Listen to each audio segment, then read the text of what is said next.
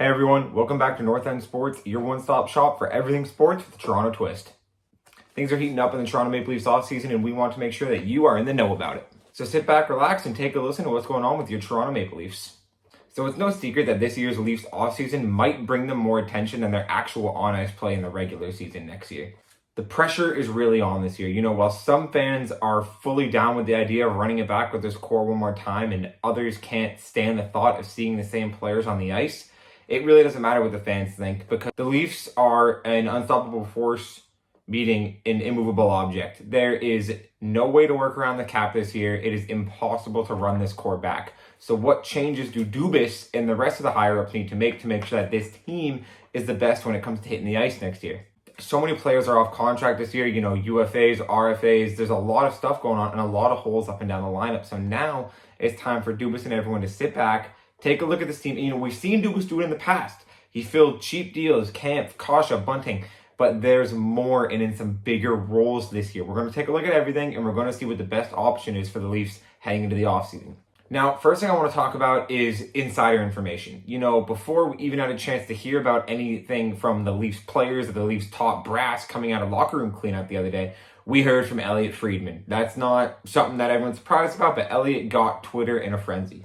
Friedman spoke on 590 the other morning, talking about what he thinks the Leafs are going to do and what he actually has heard the Leafs might do, and it sent fans, including myself, into an absolute frenzy trying to decode and depict what he's got going on. So Friedman started it off pretty normally, just talking about Dubas and how him and Keefe are coming back and what the plan is for extending Dubas after his contract's done at the end of this year.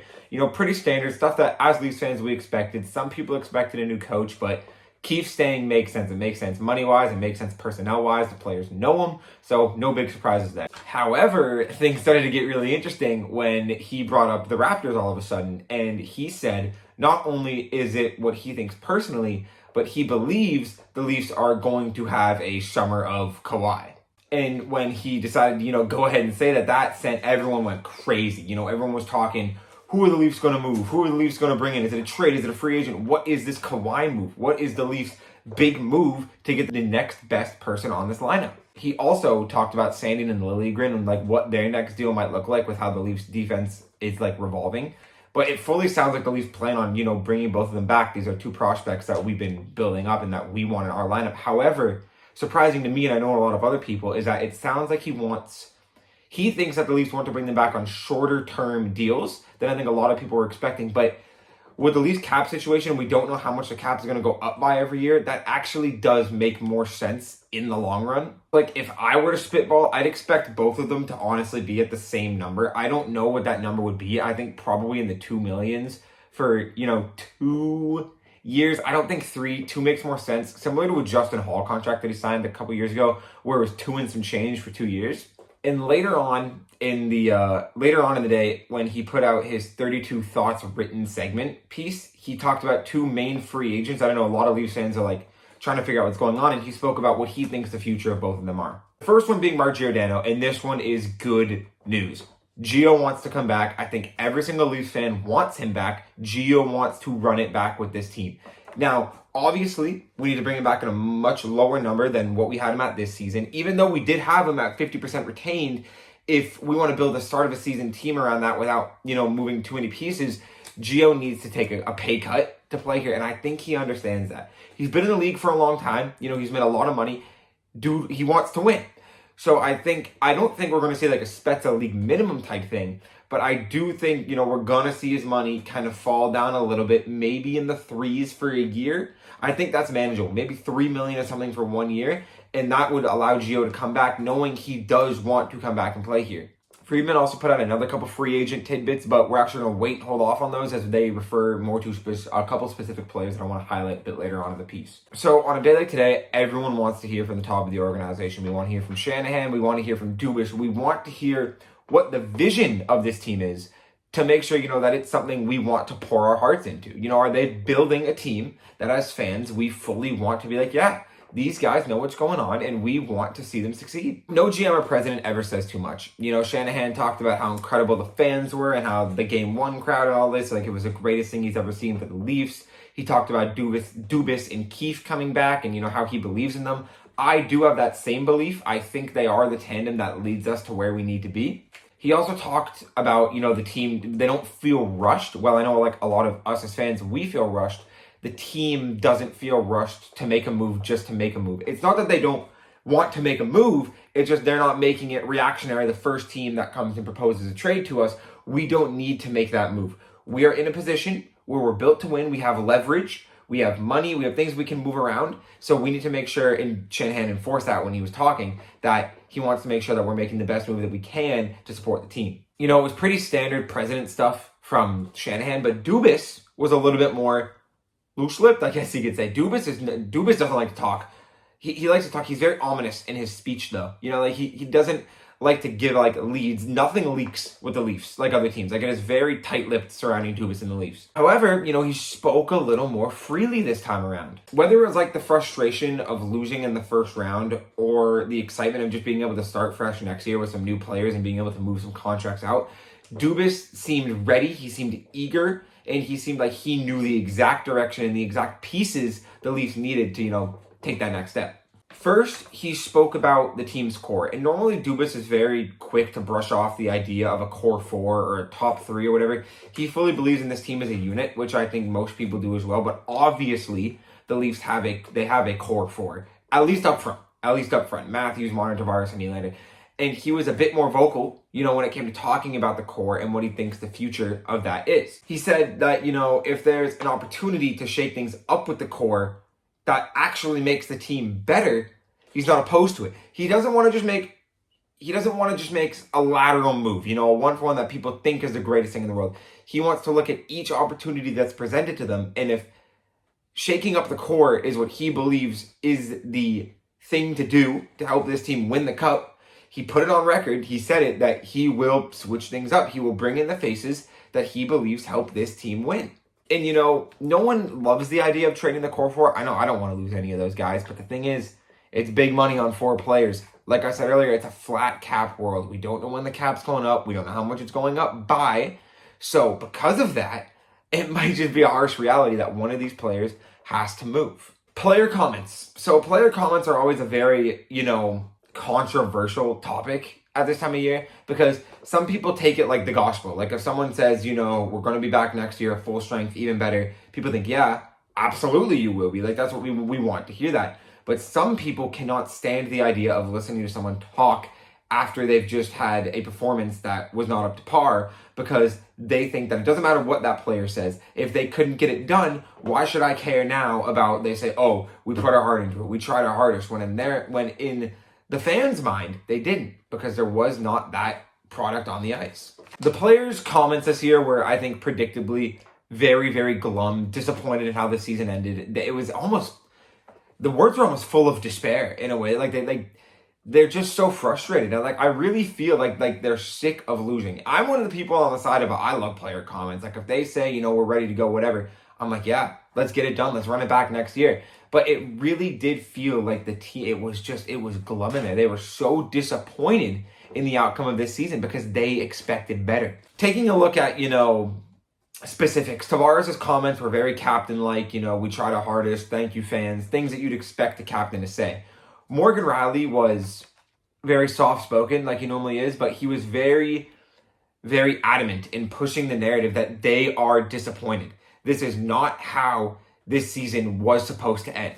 Matthews spoke about the injury that kept him out at the end of the regular season, right before the playoffs, confirming that, it was a groin knee injury. But he really downplayed it because he's like, it's the playoffs. It happens to everybody. No one's 100% going into the playoffs. You got to play. Marner did not speak at all to the media because he faced that terrifying carjacking incident just the night before on Monday night. So obviously he had nothing to say to the media because safety and all this, that's more important than hockey. It is. Campbell talked about how much he loved to be a Leaf. We'll get into that later. How much he talked about how much he wants to win in this city. Muzz spoke about the injuries that, plagued him all year. He talked about the concussion. He talked about the everything that's happened to him. But he was saying, I feel good now. I want to play. I feel good to play right now. That was in the past. William Nylander, for whatever reason, the most controversial player on the Toronto Maple Leafs. Some people say it's a lack of effort. Some people say he cares more about being a celebrity than being a hockey player. I love Nylander. But one very interesting quote that he said on his way out the door this year was, and I quote, "As bad as everyone else wants it, we want it more." And coming from any player, some people are going to be like, well, then you should have done it. But coming from Nylander, some people think that Nylander does not put enough effort in on the ice. So for him to say that, say we wanted it more than everyone else, it makes their blood boil as a fan, because they think if you really wanted it, why didn't you go out in Game 7 and win that game for us? If you wanted it, why did you not go score that big goal? But I don't know, for me, like, I believe it. Like, there was that vibe surrounding the team this year. This is the team that wanted to win. And I don't think he was lying. I think it didn't plan. It was a hard-fought 7 games. It really was. And I think that for Nylander to say that, it just shows there's no more excuses. There's no, we messed up. We know that, but we want this. And we know that we can get this. Moving on, Jason Spezza. What is his future as a Toronto Maple Leaf? Spezza has to be in probably every single Leafs fan's top 3 favorite Leafs, like maybe of all time. At least of the current Leafs for sure. It's his leadership. Some people say his on-ice play doesn't reflect he shouldn't be in the lineup, but that team, Jason Spezza is the backbone of that team. He can talk anybody through anything. He talks to the refs. He gets the team fired up. Jason Spezza's impact is absolutely undeniable. However, Spezza's comments leaving this year were they were glum. Spezza says that he was left with more questions than answers. He wonders, did I do enough for the team? Was I playing at my best for this team? And I think every fan, like, that kind of stings to see, because we see how much Jason Spezza puts onto the ice every night. He talked about, he's unsure if he has a spot on this team next year. And that's not for him not wanting to play here. He very much reinforced the fact that he refuses to play hockey anywhere else. Like, it is Toronto or bust for Jason Spezza. But I think he realizes that he needs to take a step back and look and talk about things with Dubas, who confirmed that they were going to be talking on the Wednesday that just happened earlier this week about his future with the team, whether that's going to be in a role in the head office, whether that's going to be with him playing. But I think he knows if he can't contribute on the ice besides leadership, he does not want to be that piece that drags the team down, where they could maybe have a different player playing in his slot.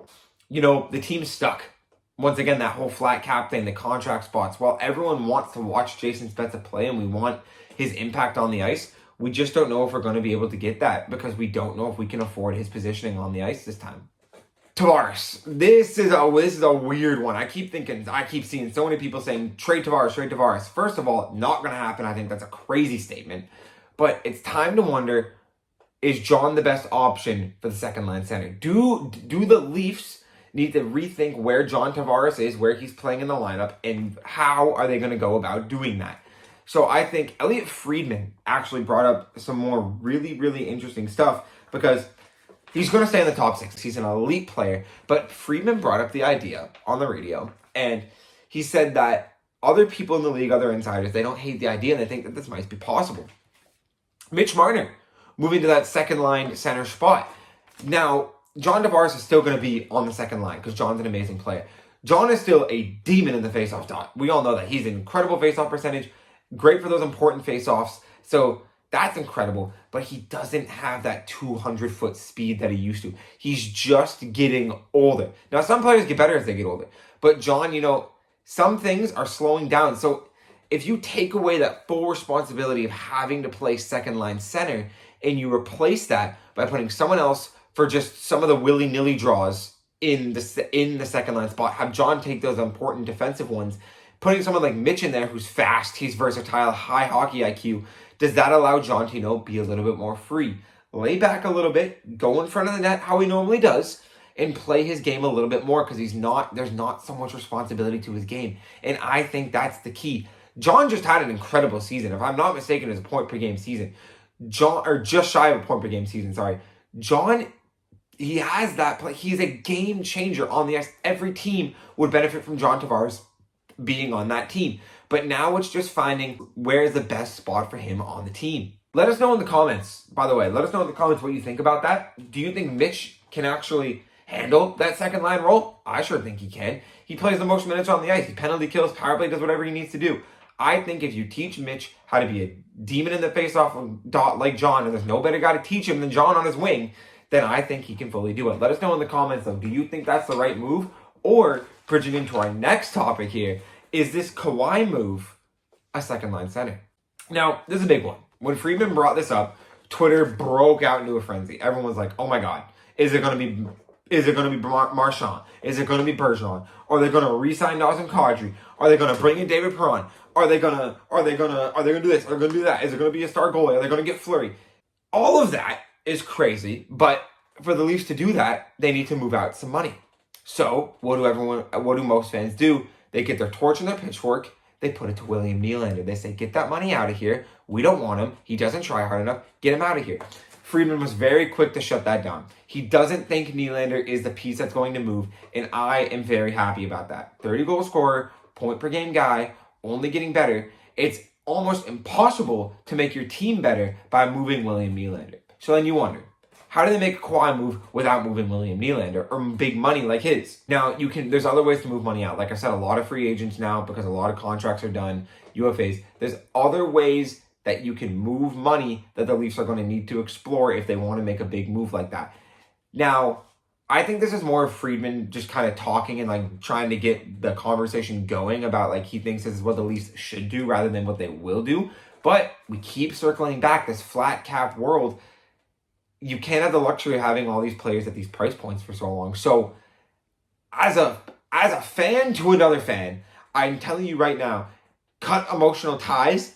Be prepared to see players move. Some of your absolute favorites, I think besides Marner, Matthews, and Tavares, there is no true untouchables on this Leafs team.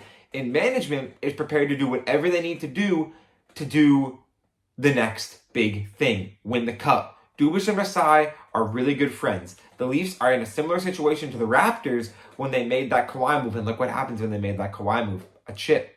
So it might, like, I love William Nylander, but if trading him means winning the cup, you might need to do it. So I say just keep a close eye on those rumors that involve big names this summer. Maybe more than they did last summer, because they might actually have some value to them. One last thing that I want to leave off. I want to talk about the future of Austin Matthews, because this is something that worries a lot of people. They think, well, if the Leafs aren't winning a cup, why does Matthews want to stay here? What do the Leafs have to offer Austin Matthews? But I think it's more of what do the Leafs not have to offer Austin Matthews. CJ said a couple months ago that he believes that if Austin Matthews believes in the team, or believes in the direction and like the ideals of the Toronto Maple Leafs, he will re-sign here in 2023 when his contract is up. And Dubas, I'll put it on screen right now, reinforced that idea in the press conference today. You don't need to worry about Austin Matthews going back to Arizona. Who wants to play on a university campus? There's no market like Toronto for Austin Matthews. All the playing time he wants. The fans love him to death. Every brand deal in the world. He is the fan favorite. He's a celebrity here. He has Bieber. He has everything he wants in Toronto, and he likes the spotlight. And this is it's the biggest spotlight in the world for hockey. I don't think Matthews is something we need to worry about this offseason. I think that if you want to worry about Austin Matthews, which I really don't think you should, but if you do, wait till next year. Watch the regular season. I think you kind of need to build this team around the idea that you want to keep Austin Matthews and you want to keep him happy. And because of that, you need to put the pieces around him to win. But I don't even think another first-round exit runs Austin Matthews out of town. He's won all his own personal hardware. He just wants to win. But I think for him to develop the storyline with his name being in front, Austin Matthews, the guy who snapped every curse, every drive streak for the Toronto Maple Leafs, he wants to be at the forefront of that rather than going the easy way out and winning on a team that, is on a winning streak or is in the middle of a dynasty. I think he wants to be the one that puts Toronto over the edge because it's a bigger deal. So what do you think? Are you ready to believe again? This loss wasn't embarrassing. Does it being a hard-fought 7 games make it sting a little less? Are you ready to fully believe in the direction of this team? There's some holes in the top 6 that need to be filled. The defense is a revolving door. It does not sound, I'll put the quotes on screen, it does not sound like Jack Campbell's coming back to the Leafs. So they need to make some big moves in net. There's a lot that needs to change about this team. So the team that a lot of us fell in love with last year, it's not coming back. There's a lot that needs to change. Dubas has his work cut out for him, but I think he's earned this opportunity. I think he's the one who's going to set up those team-friendly contracts, bring in some steals of players, people like David Kampf, who we had never heard of before, and he's going to build an even better team. The goalie, that's the biggest question. I don't know what they're going to do in net. We will be updating you with whatever rumors we hear throughout this offseason, but I don't know what his plan is. I don't know what he thinks the best option for the Toronto Maple Leafs is this year. in net. So we're going to have to wait and see, how pieces fall, whatever. But this needs to be the summer. This needs to be the summer that when we win our cup and they make documentaries, this is the point that made the ship. Like, this is the point that made the iceberg fall, whatever you want to say. This is the tipping point. They need to look back on this summer, look back at Dubas. Dubas needs to write his name in history right here. And people need to look back on this summer and realize that this was the summer that built the team for success, not only next year, but for the years that follow. Some smart contracts, some smart trades. I think Dubas is going to work on masterclass this year that's going to make everyone who ever doubted him absolutely on his side. If you want to win a cup this year, you might need to be prepared to cut those emotional ties with the players that you love. Because frankly, for me, I don't care who's on the ice. I don't care who's on the team, as long as it's a winning team. Thank you for tuning into North End Sports. We hope you really enjoyed this video. I know I enjoyed making it, covering this team. I love talking about it with everyone. What are your thoughts? What do you think the Leafs need to do in this offseason? If you're Dubas, what moves were you making? What trade are you making? What free agent are you signing? Put it in the comments below. What do you think the Leafs need to do? And what do they need to do to make you buy in again next year to have this same level of love for the team and the same level of expectation that you did this year? The podcast coming soon, first episode. We can't wait for you to hear it. We've got some really interesting videos coming up about some teams that aren't just the Leafs. We got my buddy Liam and Dylan, they're going to come on here. They're going to talk about other teams in the Stanley Cup playoffs, what their offseason is going to look like, who do we think is going to win the cup. We're going to have a prediction video coming. So, there's a lot of stuff going on. Until next time, take it easy, grab a drink, go sit outside, it's nice weather, and watch some sports. Thank you for tuning in to North End Sports.